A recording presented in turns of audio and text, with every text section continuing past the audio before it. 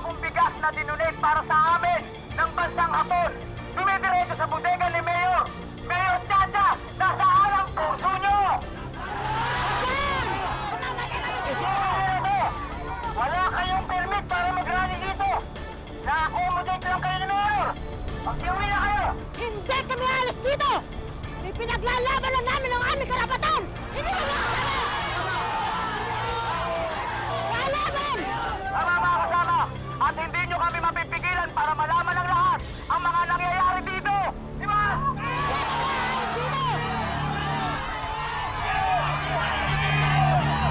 Sir, kami na pangalan dito. Sige. Let's go.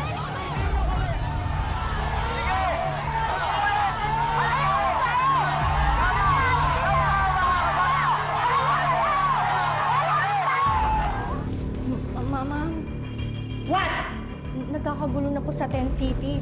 Ang mga evacuees po, galit na po. Mama, init na po ang sitwasyon.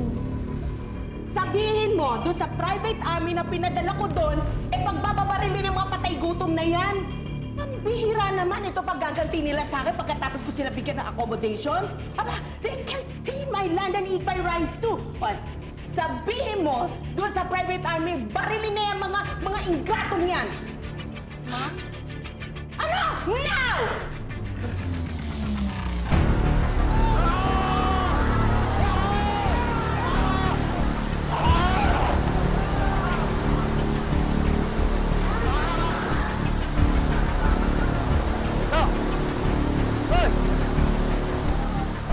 Merong order si Mayor! Patayin ang lahat ng pumalag! Shoot to kill!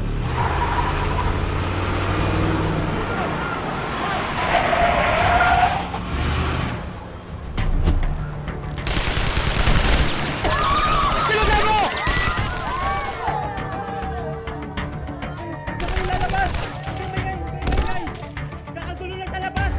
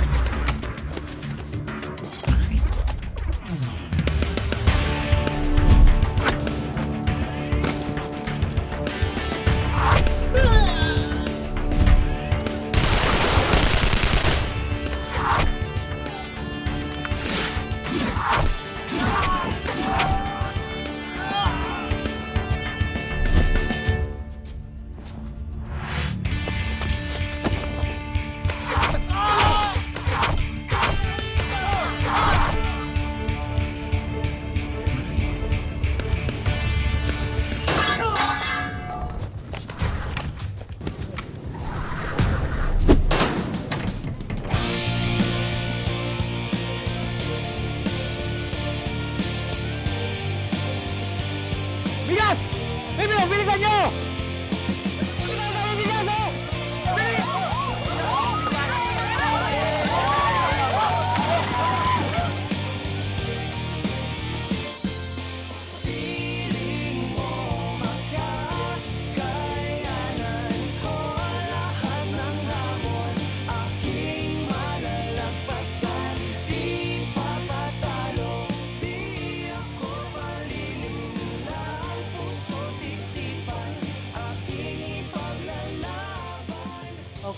Okay, inaamin ko. Ako talaga nagpadala ng bigas doon sa Tent City kasi naaawa naman ako doon sa mga constituents kong nagugutom. Mayor, bakit daw ang balita daw po ay si alias Robin Hood daw po ang nagdadala ng bigas doon? Pinaparatong sa inyo, Mayor. Alias Robin Hood? Oh my kidney!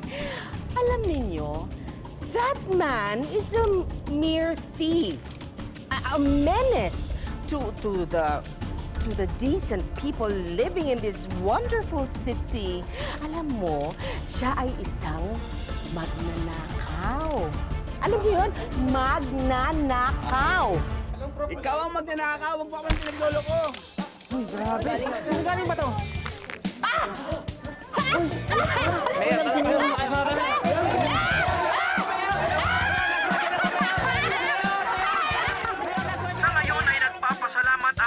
ng Tent City sa di umano misteryosong lalaki na nagdala sa kanila ng pagkain kaninang hapon na pinaniniwalaang ang vigilanteng si alias Robin Hood.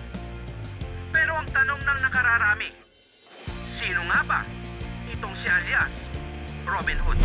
Siya rin nga ba ang bayaning inakala ng lahat ay namatay na sa pagsabog? Buhay nga ba ang tunay na alias Robin Hood?